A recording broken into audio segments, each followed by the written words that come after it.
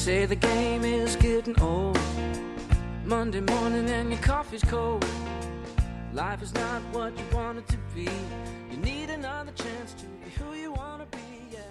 Hello, everyone, and welcome to A New Direction. My name is Jay Izzo, and I am so excited about today's show. Today is a special show. Today is a special day. Well, every day is a special day, but today on A New Direction, it is incredibly special. I mean, first of all, I've got Sean Douglas, right? He's a veteran U.S. Air Force. He's going to be awesome about talking about his book, Decisions, The Power to Overcome Self-Defeating Behaviors. That's going to be awesome. But, you know, as you all know, right, we do this whole thing, Facebook Live, and then we've got CastBox FM Live, and you know, we're on every podcast. I mean, that if it's important, from iHeartRadio to iTunes to Spotify, if it's important, we're on that podcast, right? So you can listen to the show. But this show is the first show that is going to be on WRLY 93.5 FM in Raleigh, North Carolina, otherwise known as The Oak. And so welcome, listeners at WRLY in Raleigh, North Carolina. Welcome to A New Direction, where we try to help people find a new direction in their life or their career and their business. And you're going to get to hear the most awesome Sean Douglas today. So for all you new listeners and those who are just joining us all over the world, thank you so much. So let's do what we do every week, all right? So let's walk you through the 4 areas of your life and kind of do a check-in, right? And here's what I believe. I believe we are 4-part people. We are physical people, we are mental people, we are emotional people, and we are spiritual people. And we need to check in regularly with ourselves in all 4 of those areas to find out how we're doing, where we're at, and where we're going, right? So on a scale of 1 to 10, 1 being miserable, 10 being outstanding, how are you doing physically right now? Right? What's that number for you? Somewhere between a 1 and a 10. 1 miserable, 10 outstanding. What is that number for you right now? Right? So now you got that number, right? Maybe it's a 3, maybe it's a 7, maybe it's an 8, maybe it's a 5. You're kind of somewhere in the middle and you're feeling kind of average. Okay, so why are you that number? What is the things that are contributing to that, right? You're not getting enough exercise. You know, maybe you're not eating right. You know, what are the things that contribute to that factor, okay, that number? And then what can you do to improve that number? And I'm not looking from a big jump from a 3 to a 10. I'm looking like if you get from a 3 to a 4 or from a 7 to a 7.5, right? What can you do to change that number? All right. You know, maybe it's, you know, right now, maybe it could be, you know what? I'm eating a bag of chips while I'm listening to your show, Jay. Put down the bag of chips. It's a great start, right? Well, I'm drinking a lot of sodas. Well, put down the sodas, right? Get a bottle of water. Pour yourself a glass of water over ice, right? Something that maybe can just improve your health so physically. All right. So you got a number, right? There between 1 and 10. So let's talk about mentally. On the same scale, 1 being miserable, 10 being outstanding. Where are you at mentally today? Right. What I mean by that is, what are you feeding your brain? How is your knowledge growth going? Are you reading books? Are you listening to shows like this? Shows like this help both sides of your brain. You know, the right side is your creative side of your brain. The left side is, you know, the logical side of your brain. So, you know, if you listen to a show like this, you get to exercise both halves of your brain. But there are so many other ways that you could be doing that, right? So what are you doing to exercise that creative side of you and that logical side of you? And how are you doing in all that, right? I mean, so what's your number there? You know, 1's miserable, 10's outstanding. Are you right in the middle? You know, what? And then ask the same question. How did you get there? And then how are you going to improve? What can you do right now? Well, you're doing it, right? I'm listening to you, Jay, and that's helping, right? It is. That's a help for you, right? But you could do a lot of things. Maybe take up a new instrument. Maybe learn and get back to doing an instrument. Or how about, you know, learning a foreign language, something like that. That can help you as well, because there's just a variety of ways that you did. Take up a new hobby. That could be another way of doing that too as well. So you got 2 numbers. You got your physical number and your mental number.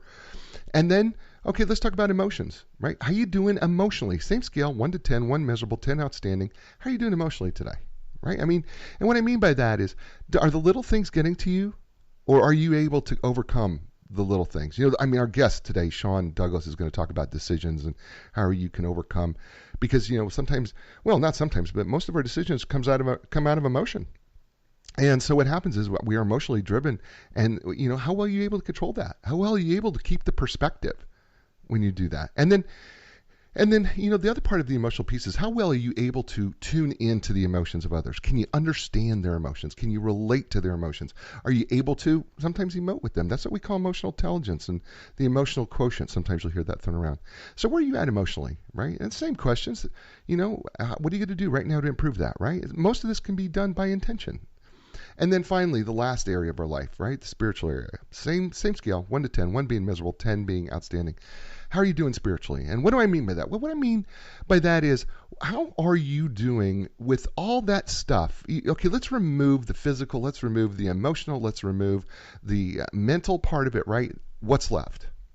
It's that thing that you can't explain, that you can't put your finger on, but you know that at the end of the day, you have something that you believe in. For some people, it's God. For some people, they think it's nature. For some people, they think it's karma. For some people, it can be themselves. They believe that they're their own God, and they put faith in that, and they believe that that's what they do. So what is it that brings you back to center? What is it, the thing that you have most faith in? When things go bad and miserable, what is it that you put your faith in to get you out, right? And that's kind of what's left in the spiritual piece, right? And so then I'm going to ask you, how you doing there on a scale of 1 to 10, 1 being miserable, 10 outstanding, right?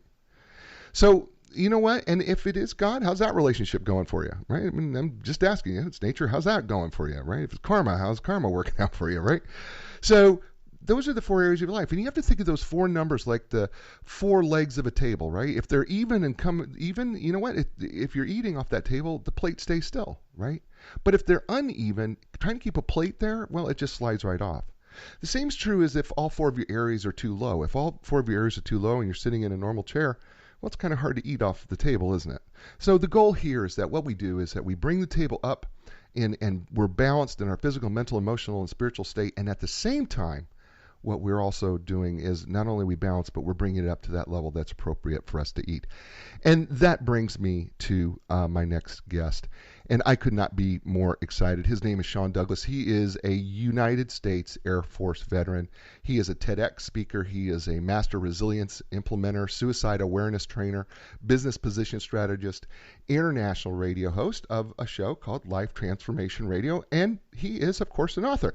His why is he's a suicide survivor who hit rock bottom with no purpose or passion. And he believes that you, yes, you, I'm talking to you, were created for a purpose. And once you unlock your true potential, you will elevate your life, which is why he founded the Success Core. In a highly interactive, engaging environment, utilizing online mentoring sessions and face-to-face workshops, Sean works with entrepreneurs, speakers, business owners to improve their positioning in the market, which increases their profitability while decreasing their anxiety and stress so their business thrives. Sean equips them with the tools necessary to live epic lives and leaves them better equipped to manage and change effectively. He's considered to be an icon of influence in the new media space, and he hosts, of course, his very popular live online radio show, Life Transformation Radio, which is heard in over 66 countries and has thousands of listeners. So, ladies and gentlemen, please welcome to the show, without further ado, Sean Douglas. Sean, welcome to A New Direction. Hey, Jay, man. Thanks for having me. Yeah. So, the book is entitled, by the way, love this book. Before I do that, and the book is available on Amazon if you want to get it. The book's entitled Decisions and Power to Overcome Self-Defeating Behaviors. And the book, it was great. I couldn't put it down. I was literally up to almost like 1 o'clock. When we started, when we started talking about doing this together, and by the way, this happened really, really fast. Between the two of us, people don't know. Very fast. Yeah, we were. If we pulled the curtain back on the show, what happened was I had a guest that canceled, and I at the last second, and I needed somebody to come in and do the show, and I reached out. Sean came by and he said, "I've got this book. I think it would fit in your show." And so I said, "Okay, well, I'll peruse the book." And I thought, well, I'll just peruse the book. Well, the book is entitled Decisions: The Power to Overcome Self-Defeating Behaviors, and I bought the Kindle version. I started reading it, and the next thing I know, it's 1 o'clock in the morning, because I can't put it down. And the stories are riveting. It's just a riveting story, and it's tragic. But it's something I believe that all of us can relate to at some point in our life, at one point or another. And it's just an outstanding book. And so I just want to commend you. I'm being so vulnerable and so honest with the book because it was outstanding. So thank you. That means a lot to me, man. And it was my first book I ever had written, and I agonized over the book, and finally it worked. That's awesome. So let's talk about the story. So you're a Michigan kid, right? Yep. I am from Detroit, Michigan, and then I got some family all up and around Warren Centerline, Port Huron, all that stuff. Okay, so you're from Michigan. Your dad is in the military, and He retired in 2012. My dad was a senior master sergeant, first sergeant in the Air Force, and he retired in 2012. And funny little tidbit, I was stationed at Lakenheath in England, and I deployed in 2003. Upon returning to England, my dad literally was on his way to where I was deployed. We literally high-fived each other and swapped duty places. Like, it was so crazy and it was like a dream come true. I'm serving alongside my dad. how cool. So very cool. How cool is that? I mean that. Okay, that's not in the book, by the way, but it's a very cool part of the Well, story. no, but it freaked out my grandma when we both called, and she's like, "Oh, how's it going?" I'm like, "Oh, I'm here too," and she's like, "Wait, what's happening right now?" and so I got back to England, and he was there waiting to leave. England was the staging point for his team, and we spent like a day or two together, and then he was out. He was gone. That's awesome. So let's talk about Dad for a second, because the story kind of begins here. I mean, really tragically. I mean, basically, what happens is there's this family. I'm all of a sudden I feel the Brady Bunch theme going on in my head. But there's this seemingly to be a kind of a happy family, and then Dad up and leaves one day. Yeah, it was his dream to always join the Air Force. He had to join the military, and my grandfather and other people were like, "No, don't do it." And then he didn't. Then he had 3 kids and a wife, and said, "Look, I've got to do this." I remember him telling me that I was sitting on his lap when I was in kindergarten, and the Desert Storm is happening. It's happening right now, and he's like, "I got to do something." Like, this was the moment, And much like when I joined the military, 9/11 had just happened, and I joined the military on 9/12. Wow. He joined during Desert Storm time. It was happening, and he said, "I remember what was going on. I remember what was going on TV. I remember my feelings. Like I got to do this." And my mom said, "If you join the military, I will divorce you." And he said, "Man, I got to do this. It's in my heart. I got to do this." And so he left, and my mom divorced him. Wow. So, I've always felt this, and you kind of explained this in your story too, which I thought this was kind of interesting.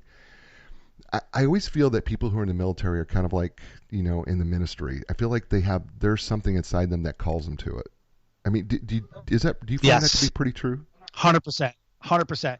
Not too many. I mean, I was a drill instructor for a while, and I had these conversations with the kids that were coming in, and it's not too often that some kids like, "I was bored, felt like something to do, seemed like a good idea at the time." Like that's not what takes place. Right. It's normally 99%. It's, I have a calling. This is what I want to do. This is the most amazing thing in the world, and I must do this. And so that's what we choose to do. That's awesome. We're talking with Sean Douglas, author of Decisions, The Power to Overcome Self-Defeating Behaviors. And Sean Douglas is brought to you today by our sponsors. And that is Inline Business Brokers and Advisors. They partner with business owners when it's time to sell their businesses. So when it's time to sell your business, contact the professionals at Inline Business Brokers and Advisors. And you can learn more by going to inline.com. That's ENLIGN.com. And Linda Craft and Team Realtors. Wherever you're at in the world, they can help you be matched up with the right professional to help sell your home or buy your home. And if you happen to be in the Research Triangle Park area, find out why they are known to be the legends of customer service. And you can learn more by going to lindacraft.com. That's LINDACRAFT.com. And also the t-shirt shout of the week that I'm wearing right now, for those of you who are watching on Facebook Live, is from the little town of Ithaca, Nebraska. That's my little hometown, and they just had their 150th anniversary, which I was so grateful and proud to be there and be the marshal of their parade.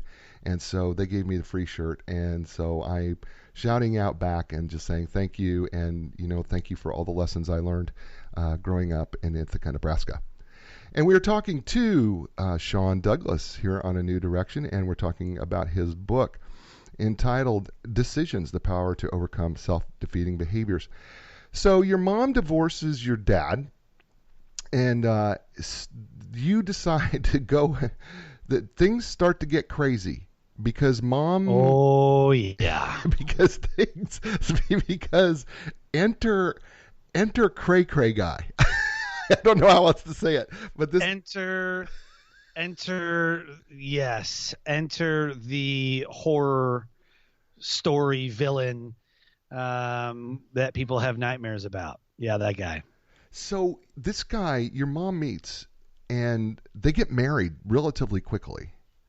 Yeah, they got married on Valentine's Day, about a year later, within the year of them being together. And how old were Yes. you? How old were you at this time? I was in second grade. So my dad left between kindergarten and first grade, and then we spent first grade somewhere, probably in the house when my dad was in tech school and whatever else. But the first house I remember, and I won't spoil it until we get to the time, but the house that I remember living in was second grade and them getting married. I distinctly remember what I was doing. And second grade, they got married Valentine's Day. So the thing about this guy is he becomes amazingly abusive. He was very good at it. That was definitely his superpower. I'm sorry. I shouldn't laugh at that, but I was not ready for you to call a guy with abuse as a superpower. But that is funny. That was definitely his. That was what he was about. The physical, mental, emotional abuse of a mom and two children. My younger sister, however, was like 3-4 years old. So, I mean, she had no idea. Right. Barely started kindergarten when the worst of it was going on. Barely started kindergarten, barely maybe into first grade. Right. Very, very young when the height of the terror was happening. Yeah, so this guy, as you describe it in the book, this guy was, as you just said too, is he was physically abusive. He was mentally and emotionally abusive. Can you give the listeners some examples of what types of things he was doing? Yeah. I remember specifically in the book, I talk about one particular night where I was woken up out of bed and I hear screaming and crying and yelling. And I think I was probably fifth grade because it just aggressively got worse. I was about fifth grade or so playing Little League. And I remember coming out of my bedroom, and my bedroom was the first one down the hallway. So I walk out, hang a left, come into the living room, and I see my older sister running into the kitchen and jumped onto the back of that guy. And he's got my mom by the throat, and she's bent over onto the stove, and he's choking her like over the stove. Stove was in the corner of the far corner of the kitchen. And as she did that and jumped on his back, my mom was able to kind of lift up and get free, and was pinned against the wall. And my mom tried to grab the phone to dial 911, but he yanked her by the hair. And then she turned around and grabbed the phone and whacked him upside the head with the phone. And my older sister's yelling at him, and my mom is just beating the crap out of him with this phone. It was a cordless phone. Mind you, I'm 36. When I'm in fourth or fifth grade, it's early 90s. Right. Right. So we're living there, and she's whacking him in the head with it, trying to get away. And he pushed me. He saw me, and I tried to grab my sister. He pushed me down, and then I went and grabbed my wooden bat from Little League, and I swung and hit him, and he picked me up and threw me across the room, and punched me right in the stomach. Like picked me up, literally picked me up, punched me, and then threw me across the room. Wow.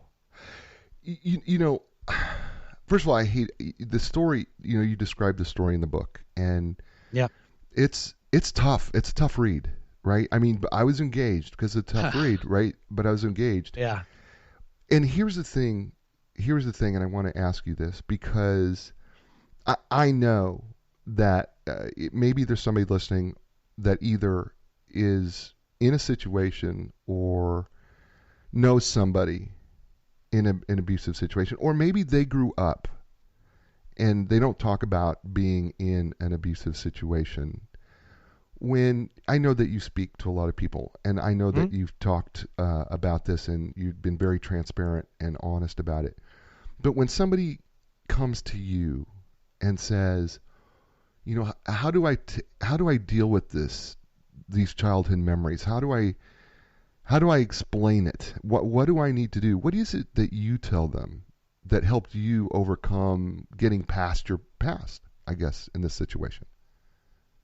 That's tough, man. Everybody's different. If they want to speak about it, or if they want to make concession about it, you know, like if they want to really move past it, acceptance is always the first step. Accepting what happened. A lot of times we want to block it out. We don't want to talk about it. We want to pretend like it didn't happen, and it makes it worse. And a lot of my later traumas and trials and tribulations and things that I went through stemmed from not dealing with it. So what I tell people is, if you want to talk about it, then do it. If you want to accept it, then do it. If you don't, then that's going to be really painful and really hurtful for you and for those that experienced it with you. It's like we don't want to talk about the elephant in the room, but the elephant just won't leave. Right. So you have to talk about it. You have to acknowledge it. You have to accept it.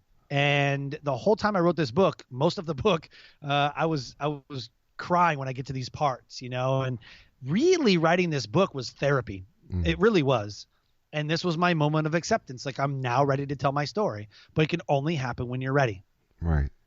So is there a moment, I'm just shooting it from the hip here, but is there a moment where you kind of go, okay, I've got to forgive this and move on? Is there that moment, or is that a more difficult thing to deal with? Part of acceptance is forgiveness. And most of the times you have to forgive yourself. I know it's not my fault. I didn't make my mom marry that guy. I didn't make that guy beat us. I didn't make any of that stuff happen. Right. However, I'm sure I wasn't the easiest child to live with either.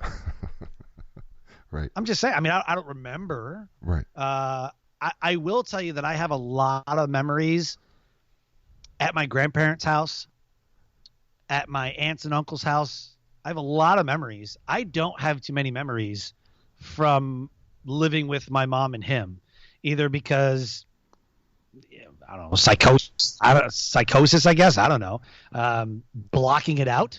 Yeah, suppression, right? You suppress it. Right? You're like, I don't want to talk about it. I'm just going to bury it. Those deep hardened, you know, and some things that I was actually remembering, I was like, oh my gosh. And then one memory triggered another. Right. I was like, oh, I forgot about that moment. I forgot about the police showed up. Oh my gosh, I forgot about that. And then as I talked about these things, more stuff bubbled up. But when I started writing, I'm like, what do I talk about? Like, I don't really remember a whole lot, but you find out that you really do remember more than you really want to. Yeah. And that helps you deal with the issue, right? I certainly helps you deal with the emotional and probably mental, maybe even spiritual piece of it. I mean, 100%. You know, I mean, because physically you're gonna have to get over your wounds. The time is the only thing that does that, and maybe time is part of the equation in this too, right? I mean, some of this just takes time, right? Oh yeah, for sure. I mean, 2016 was when I started writing the book in end of January, beginning of February of 2016. End of January, beginning of February, published it end of August. Yeah. But there were some good times too. I mean, because one of the things that you talk about in the book is you had such a great time going to your grandfather's and Christmas. You love Christmas. You're a Oh yeah.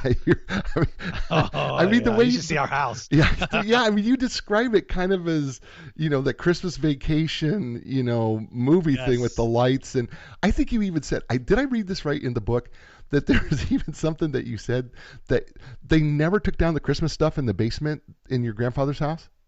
They just lit it up. I mean, basically, correct. In my mom's parents' house, my grandparents had Christmas decorations because that's where Christmas Eve dinner was right. In a Michigan finished basement. I mean, in Michigan, everybody's got a basement. It's all finished, right. Carpeted, bathrooms, like the whole deal. They had a bar, full bar. It was awesome. And we used to do the presents down there. We used to, I mean, that's where everything was. And so when the party was over, they just shut the lights off and lit them up next year. That's so funny. So our current house, my wife and I, our marriage during Christmas is Home Improvement with Tim Allen meets The Griswold. That's awesome. That's what our house looks like. That's awesome. So going back to Mr. Crazy, who was abusive here. So this happens over and over. Matter of fact, you talk about that. There's a little white powder that you have to keep your mouth shut on, and that you're probably involved in a little bit of a deal and everything. But he finally, right? We're finally we're finally done with him, right? I mean, finally. 7th grade. I remember it. I remember it so good.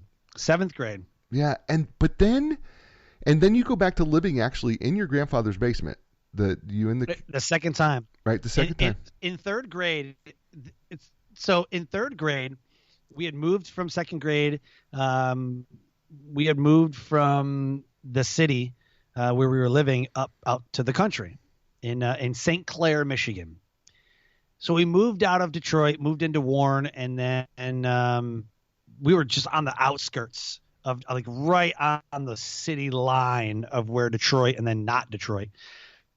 And we moved to St. Clair, and I started 3rd grade, and then we got evicted from our house 8 weeks to go before I finished 3rd grade. Right. And we moved in to my mom's parents, my grandparents, into their basement where we had Christmas Eve. And it was tough. I mean, it was tough. We lived there for the remaining 8 weeks, and then we lived there for like a month into the summer. A month before my 4th grade year, we moved back down, because I live in the city. So we moved basically kind of where we used to live, this because they knew the area. And that's the 4th, 5th, and 6th grade year. That was the 3 worst. That was the terror years. That was the the pawning of our stuff, the bikes, the jewelry, the white powder, the scary guys that would just show up at the house randomly at like 3 o'clock in the morning, cops, and it was insane. And after my mom left, actually we ran away in the middle of the night. We ran away, moved out, and while he was in jail, we came back to the house and got all our stuff and moved out into my grandparents' house again, and lived there for 7th and 8th grade. Wow. We're talking with Sean Douglas, author of the book Decisions, The Power to Overcome Self-Defeating Behaviors. And we're just into the beginning of the book, and just an amazing story of how he's overcome life tragedy. And you're listening to him here on A New Direction. A New Direction is brought to you by our famous and awesome sponsors, of course. That would be Inline Business Brokers and Advisors. Look, are you a business owner? At some point, you're going to need the services of an experienced business broker. Selling your business is a big decision. Make sure you build your deal team, starting with the experts, an internationally known group of Inline Business Brokers and Advisors. You can learn more by going to inline.com. And Linda Kraft and Team Realtors. Doesn't matter where you're at in the world, Linda Kraft and her team can help you find the right professional to help you sell your home or buy your home. And if you happen to be in the Raleigh, Durham, Chapel Hill, otherwise known as the Research Triangle Park area, why don't you go by there at Six Forks Road and learn why they are the legends of customer service, and they are bringing you new direction, as well as Sean Douglas. And we are talking with Sean Douglas here on A New Direction, and his book, Decisions, The Power to Overcome Self-Defeating Behaviors. And Sean, we're just in the really early stages of your life. Your mom does eventually remarry, but as you write in the book, you move basically behind where your grandparents. Actually, she's living with the guy. I think it is really. Yeah. She doesn't actually marry him. So he lived behind my grandparents' house, and it saw my mom and us, and knew that we lived there. And they had gotten together and was dating, and my 9th grade year, we ended up moving into his house for 1 year, for basically the school year. But he was not physically abusive. Right. That he was not. He was he wasn't physically abusive. He I don't think he meant to, but that's really cliche. I really wanted to watch the Super Bowl. Like I was all about like Green Bay Packers that year, 97. Like, man, let's get it. Right. And he wanted me to like help him like build stuff in the garage. I'm like, what? Like Super Bowl's on. Like, I hate sports. Well, I don't care what you like. I want to watch it. And he just yanked me by my shirt collar and yanked me back into the garage and said, get your, in here now. And I'm like, what? I was like, you're not my dad. Like, back off. You're not my dad. And I turned around, slammed the door in his face, and went down and watched Super Bowl. Well, apparently I got in trouble, and that's not the right thing to say, and, whatever. I was just tired at that point of people just trying to be my dad and trying to make up for it. All I heard my whole life is how our dad abandoned us, and our dad left, and our dad only cares about paying you guys off, like that type. Because my dad paid child support to me and my 2 sisters. Right. And every person that ever, had come around, it was always like, your dad's this and your dad's this. And I just got tired of hearing it. Right. And, one thing I learned is that you can't replace those people. Right. Like you just like, it doesn't matter how, whatever my dad did or didn't do or whatever, like he's always and forever still going to be my dad. No one's going to replace my dad. Right. But every guy that she was with tried to. Right. It just doesn't work that way. And this guy was really more emotional and mentally abusive. Oof. Right. Man. Because you make a statement in the book about this guy that you're not sure which one's worse. Man, I'm not even. I gotta tell you, man, I would almost rather just be punched in the face. Then you hear things, and you don't think much of them, but it puts seeds into your brain. Right. I remember one Christmas we were sitting there, and we had gotten the time of CDs and Walkmans and all this stuff, and so I'm just sitting in the rocket chair listening to my music like I always did. I learned very early on. I have a love of music, and whenever things got bad, you just put a pair of headphones on and you just fall into the music. Just encapsulate yourself into the words of the song. And go wherever the song is going. If it's talking about a meadow, just imagine yourself in a meadow. So I was meditating before it was even cool to be meditating. And I remember, he had just kind of walked over, and I pulled the headphones away, and he's like, "What are you doing?" I just listening to music. He's like, "Is that all you're going to do all day?" I'm like, "It's Christmas." He's like, "You're going to turn out like a deadbeat like your dad." Oh. And like would walk away. I'm like, "What? Like what? Whatever, dude." And like an hour later, I'm like, "I'm not a dead, like what?" And it would just mess with me. Right. And then, he would say things like, "You didn't even cook dinner right." Wow. What kind of woman doesn't cook dinner right? Oh man. You're like, golly, like, oh my, like brutal words. Right. Ooh, man, they stung. Right. Man. And it was just, he would say these things that I would much rather just be hit in the face. Right. Because it wasn't even like he swore at you. He didn't yell at you. He would just sit there and go, "You're never going to amount to anything." You're going to be a loser. Oh. I'm like, what? And then one day he'd be like, man, I love you guys so much. You're so amazing. You're amazing kids. You're like, okay. Okay. Yeah. And then the next day we wouldn't do our chores or whatever. He's like, you lazy piece of crap. Wow. We're like, what? Like, so, and then come to find out later in life, because you don't know these things like behind closed doors. Come to find out, my mom was like, oh yeah, dude was like way bipolar. Yeah, he was like super bipolar. Wow. And like, stop taking his meds.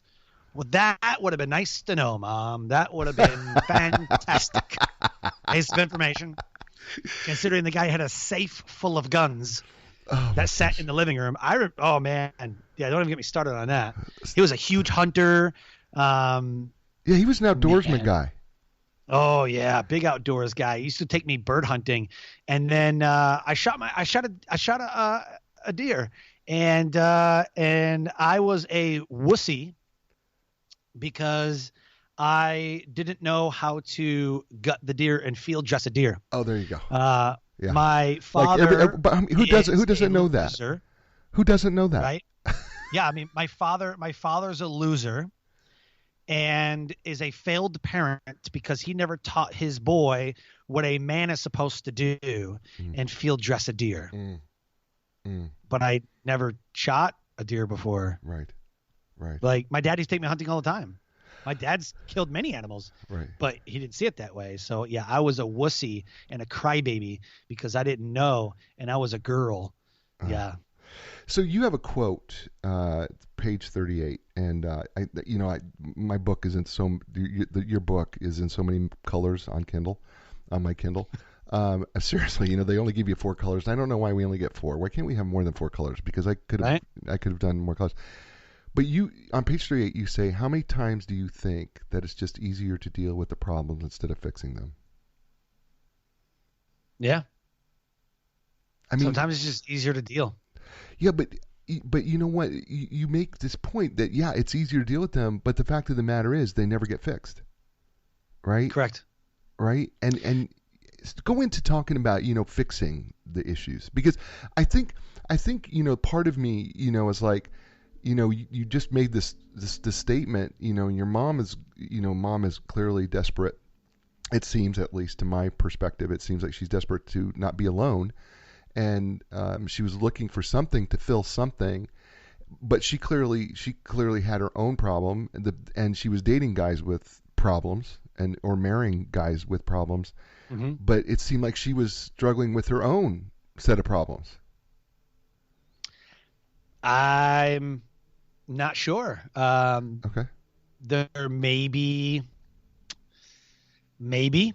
Okay. I'm not really sure about her mental state. I just remember during that marriage that she would work 2 jobs and do whatever she could to just put food on the table. Right. I remember in 4th, 5th, and 6th grade, I think I wrote about this. I literally remember coming home and I was out pretty much most of the day, and it was dark, like dark. Right. And I get done and I rush home and I'm trying to sneak in, and my mom's like, oh my God, where were you? Where have you been? And she's panicked. She goes, he's waiting for you. Like, where have you been? And I was like, Mom, you got to hide this. You got to hide this. And I'd made $60. I said, Mom, you got to hide this. Like you have to hide this. And so I gave my mom the money and she gave me like $5. And I walk in and he's like, it's about time. I was like, I'm really sorry. I walked everywhere and I was trying to shovel snow. And he's like, what did you make? And he took my $5. And he had taken all the money, and that's what he always did. He controlled the money. He controlled the keys, the phone, everything, and the same thing starts showing up when I'm older and we're in the other guy's house. And, he wants me to get a job and I need to get money, and I just revert back to, is it the same thing? And I remember when I wrote that, I'm like, sometimes it's just easier to deal with it. I'm fascinated by our body's will to survive. Right. I am even more fascinated what our body does to survive. It will morph and shape and become resilient and morph and shape again and twist and turn and build things inside of your brain and build things inside of your body that will allow it to withstand all of the beatings that happen. I'm fascinated by people's responses to stress and anxiety and depression and trials and tribulations and how they come out the other side. I'm fascinated by it. Yeah, the reason why I said that it's easier to deal is because it's more work to fix the problem. Your body is inherently wired for survival. So it's almost like a character trait. What I want to do is I just wanted to deal. Right. I just wanted to get through it. It's like high school. Like I hate high school. It's only 2 more years. I got to get through it. Just stupid teachers and the tests. And I just got to wait and time. And so I already knew like 18, I'm out. Like I'm out of here. And I was just buying my time. Gotcha. And eventually it worked out. So let's talk about Sean. Let's move ahead. Let's jump ahead because you're out of school. And I think you're working at a tire place. Discount Tire in Port Huron. So we moved out in 10th grade and I attended the high school that I was attending for the remaining 3 years. So when I graduated high school, by the time that I was 18, because I graduated when I was 17, when I graduated high school, I had lived in 11 different houses and attended 8 different schools in my life. It's nuts. I mean, but it also says something that you just said, and you know what? You're the resiliency that we can be resilient, right? I mean, you can be resilient. So you're working in Discount Tire, and it's 9/11, and you're watching 9/11. You're watching the Twin Towers go down, and the Pentagon, and the very next day, you say, I got to do this. Yeah, I actually quit on 9/11. I quit my Discount Tire job and I took off my shirt. I'm like, I'm out of here. I'm out. I know what I'm doing with my life. I graduated high school with a 1.9. I was suspended and in detention more than I was in class through the last 3 years of my high school. Like, I had pretty much fought everybody. Like, people would just say things like, you suck, and I just punch them in the face, and I get suspended. Like, I was the anti-bully. Right. Like, I was so anti-bully that I was a bully. If I watched somebody get made fun of, I'd go and punch that dude in the face. Quit making fun of him. Punch him in the face. And they're like, we were just playing. Like, I don't care. Don't be mean. Like, I became my own worst enemy. Wow. I felt like I was like the bully police. Wow. You know? And then somebody would be mean to somebody else, punch him in the face. That's my first response was to fight him. Wow. I will fight you. If you be mean to somebody, I will fight you. I mean, like, but don't you think though that that's kind of a response to probably all the anger that you probably had built up? Oh man, I had so much anger. Ooh, I was an angry kid. I felt amazing punching somebody in the face. Like, wow. I'm not joking with you. When I would unload on somebody, it felt amazing to make contact and it just felt incredible. And later in life, that was my fear, was that I would turn out like him, beating my wife, beating my kids, doing the same behavioral habits as that guy. So when I was a kid, I was like, yeah, I'm tough. And there was a time where I got jumped and put in a hospital because of all that. But yeah, man, on 9/12, I went right to the recruiter's office and said, I'm joining. I either knew I wanted to be a Marine or wanted to be in the Air Force. I either wanted to be in the hardest, most respected branch, or I wanted to fly airplanes and shoot people. So I chose to go in the Air Force, but I didn't become a pilot. I became a crew chief who works on those fighter jets. And my whole plan was to do that and then become a pilot, but I fell in love with what I was doing, so never did. We're talking to Sean Douglas, author of Decisions, The Power to Overcome Self-Defeating Behaviors, and we're kind of walking through the book a little bit here. We're not going to give it all away, I promise. We won't do that because you can get it available on Amazon.com. It's absolutely a fabulous read. It is a read that will inspire you. It is a read that will make you cry. It'll make you laugh. But it will absolutely be a life changer for you. And you're listening to Sean Douglas here on A New Direction. And A New Direction is brought to you by none other than Inline Business Brokers and Advisors.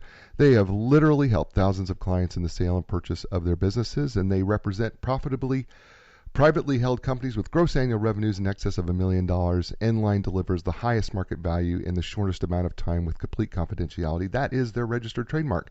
And you can learn more about Enline by going to enline.com. That's ENLIGN.com. And Linda Craft and Team Realtors. It doesn't matter where you're at in the world.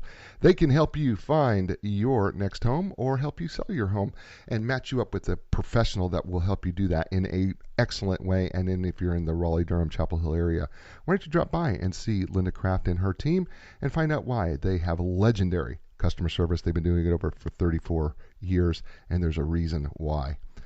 And we are talking with Sean Douglas here on A New Direction and his book, Decisions, The Power to Overcome Self-Defeating Behaviors.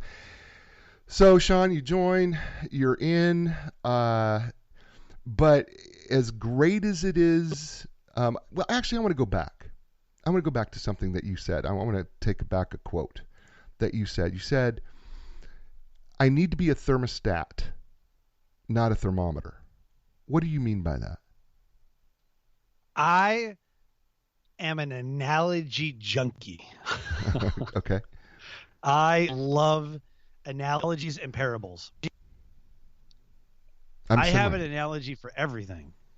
When you're a thermostat, you change the temperature. You change the meaning. You change the outcome. You can change things. You have the power when you're a thermostat.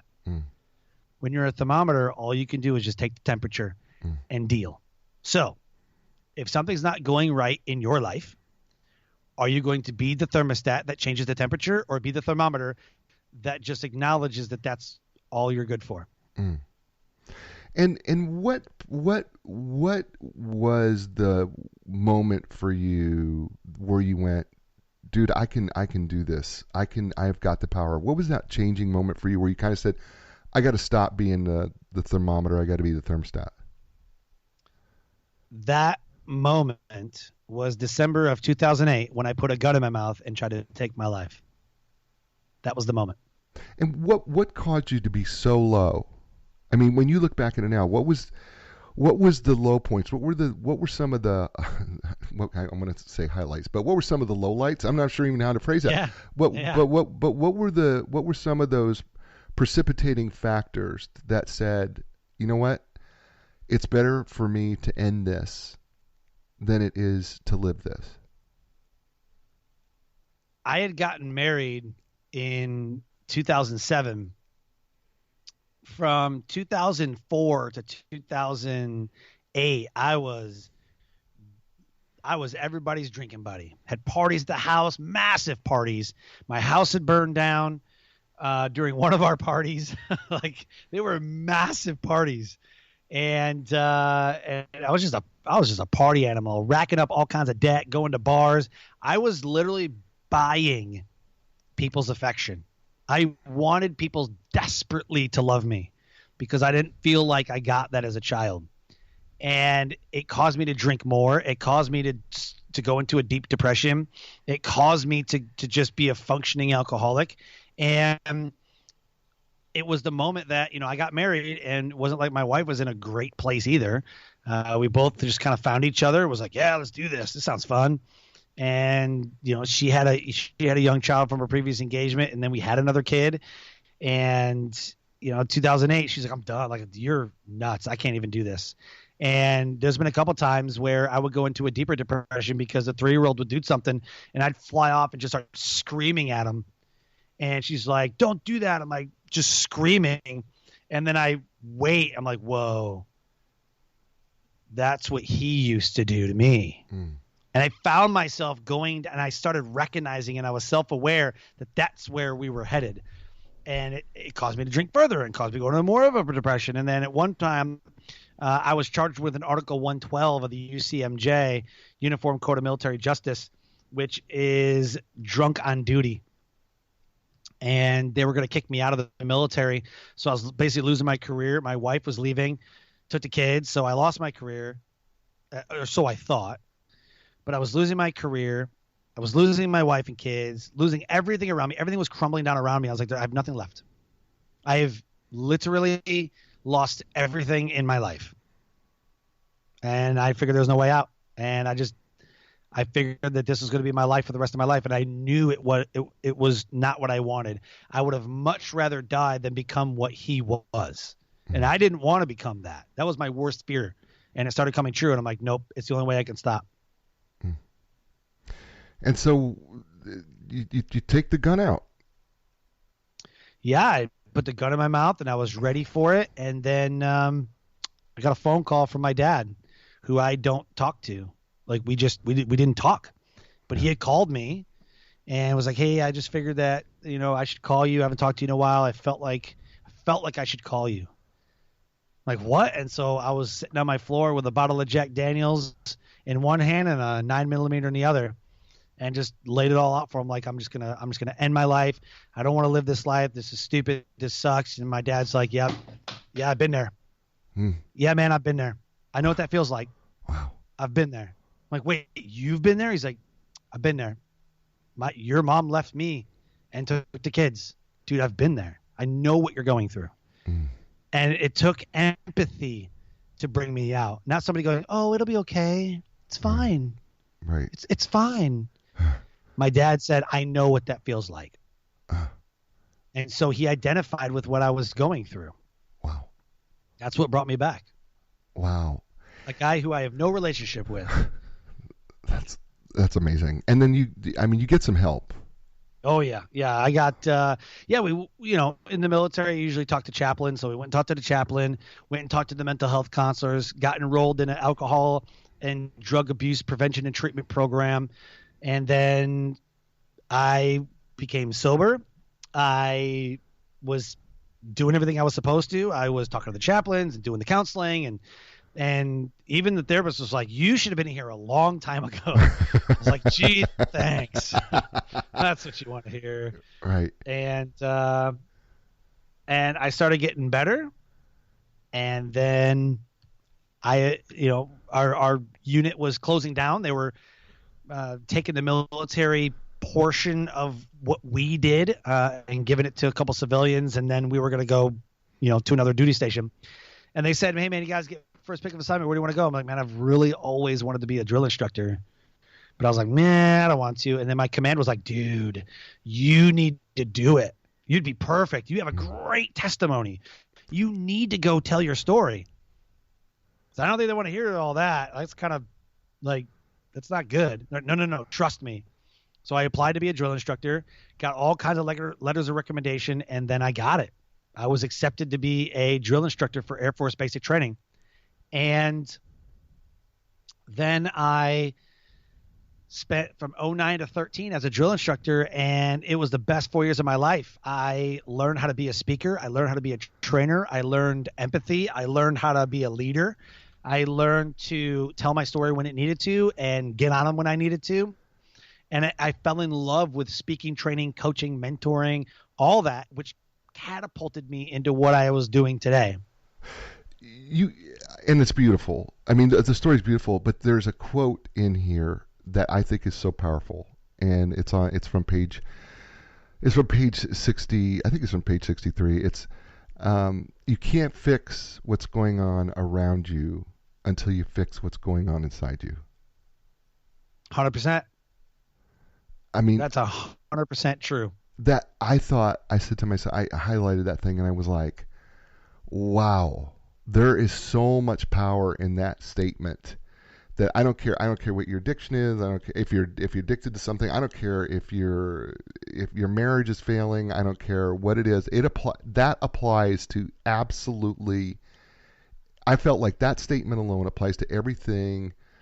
Not only in the story that you tell in this book, but it just applies to everything in life, that you can't fix what's going on around you until you fix what's going on inside you. I was just like, man, that is so seriously powerful. And oh yeah, and how you came to that conclusion, I mean, is just considering everything that was going on, I mean, that was crazy to me. Oh yeah, that you had that. I mean, think about it. a lot of times there's self-defeating behaviors. Right. People who are drinking obnoxiously Right. don't do it because it's fun. Right. There's something going on. Same with eating.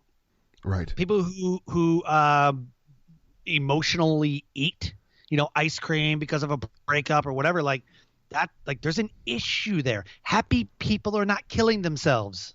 Right. Happily married people aren't getting divorces. Right.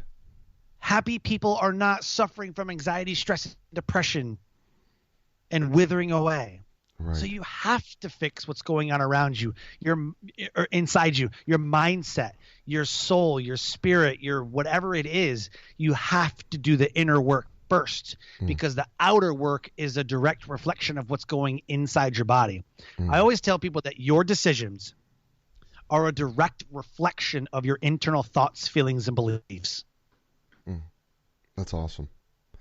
I mean, that's awesome. The book is entitled, Decisions, the Power to Overcome Self-Defeating Behaviors. We've been talking to Sean Douglas for nearly an hour. And can you believe it's really almost an hour that we've been together? That's insane. I mean, it feels like we've been on for like 3 minutes, man. Right? Yeah, I'm just telling you, it's been so powerful. And the book is powerful. You're going to want to read the book. It is going to help you really get some insights into your own, not only, Sean's behavior, but you're going to look at your own self and go, what do I need to do? What do I need to change? And how can I do that? And it's available on Amazon, both paperback and Kindle. And I've encouraged him, because we didn't talk about it, but you need to know that, he revived his marriage, and he's yes.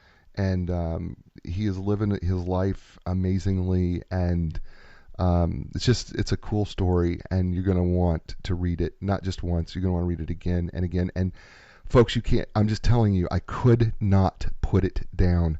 That's how great the book was. I literally started it, and I got so sucked into this, to the story, I could not drop it. And I was like, I got to have him on A New Direction. And it's been great. Sean, you have been so great. I appreciate that. Thank you so much. I always ask my friends, when they're on the show, if you could give people a new direction in their life based on your book and your life, what would that new direction be to the listeners of A New Direction? You have the power to say, this is not how my story ends. You have the ability to turn the page and write a new chapter. So today is the day that you make a decision to stop whatever it is you're doing, to make the decision to turn that page, write the new chapter, write your success story, because no one's going to do it for you. You have the power to say, this is not how my story ends. I'm living proof of that. So today is the new day that you turn that page, you take a new direction, you write your success story, and you become that role model that everyone else will then follow. That's awesome. His name is Sean Douglas. The book, again, is entitled Decisions, the Power to Overcome Self-Defeating Behaviors. Folks, this is the show. This is the show, right? I mean, what a great show. How awesome was this, right? I mean, if you're not, some of you are not crying or feeling like you just want to go and just rip open the doors, then re-listen to the show, because it will feel like you want to just go, I can do this, because he's that kind of guy, and he's absolutely awesome. And Sean, how can people get a hold of you? I'm on Facebook, LinkedIn, and Instagram under The Success Core, which is CORPS. My website is The Success Core, CORPS, thesuccesscore.com. And like I said, I'm all over Facebook and LinkedIn. So would love to have a conversation with you and reference this show, so I can tell Jay that I connected with one of the listeners, and I can tell him about it. That would be awesome. Folks, before I close, you know what I say, right? Be inspired, because when you're inspired, that means you can inspire someone else. And when you do that, that means they can in turn inspire others, and that can make this world a great place. I am going to see you next week with another fabulous guest. I can't wait. And thank you, WRLY 93.5 FM The Oak, for having us on. Appreciate it. I will see you next week. Ciao, everybody. The time has come for a new direction.